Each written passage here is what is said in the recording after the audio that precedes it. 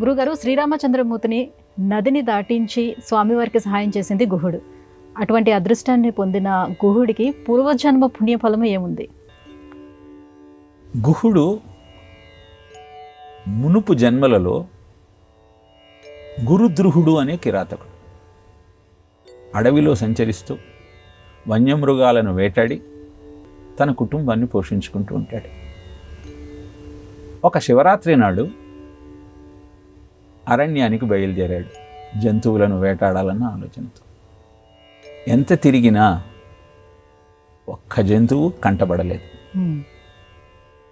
సరోవరం దగ్గరికి నీళ్లు తాగడానికి జంతువులు వస్తాయని ఆలోచన చేసి ఆ రోజంతా ఉపవాసం ఉండి ఏమీ దొరకని కారణాన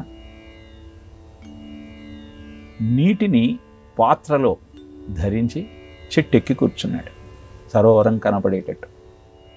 అనుకున్నట్టుగానే ఒక జింక అటు రావటం ప్రారంభించింది. జింకను వేటాడాలన్నటువంటి ఆలోచనతో బాణాన్ని ఎక్కుపెడుతున్న సమయంలో తీసుకువచ్చిన నీళ్లు కింద ఉన్న శివలింగం మీద పడ్డాయి. ఆ నీటితో పాటు మారేడు దళాలు పడ్డాయి. చిటికెడు భస్మం ఇస్తే బస్, చెంబెడు నీళ్లు పోస్తే కుష్. శివుడికి ఏం కావాలి? పత్రం, పుష్పం, ఫలంతో. అలా తెలియకుండానే శివారాధన చేయడం ప్రారంభించాడు. బాణం ఎక్కుపెట్టి వచ్చిన జింకను వేటాడుదామన్న చూస్తున్న సమయంలో ఆశ్చర్యంగా ఆ జింక మనుష్య స్వరంతో ఆ కిరాతకుడితో ఇలా అంది: ఇలా నువ్వు నీ బాణఘాతానికి నన్ను బలి తీసుకుంటే నా కోసం ఎదురు చూస్తున్నటువంటి నా పిల్లలంతా హతాహుషులవుతారు, బాధపడతారు. అది నీకు కూడా శ్రేయస్కరం కాదు.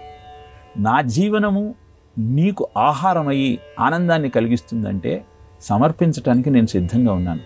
కానీ ఇంటికి వెళ్ళి నా పిల్లలకు చెప్పొస్తాను అని అతని దగ్గర అనుమతి తీసుకొని ఇంటికి వెళ్ళి భార్యను వెతుక్కుంటూ ఆ ఆడజింక భర్త అదే సరోవరం దగ్గరికి వచ్చాడు.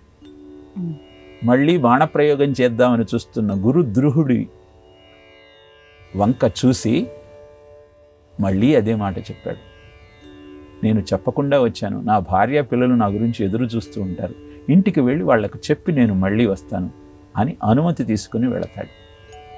ఇంతలో ఇంకొక జింక, వీరితో సంబంధం లేని జింక అక్కడికి వచ్చింది. దాన్ని వేటలాడదామని ప్రయత్నిస్తాడు. అది అదే మాట చెప్తుంది. వానికి మళ్ళీ అనుమతిస్తాడు.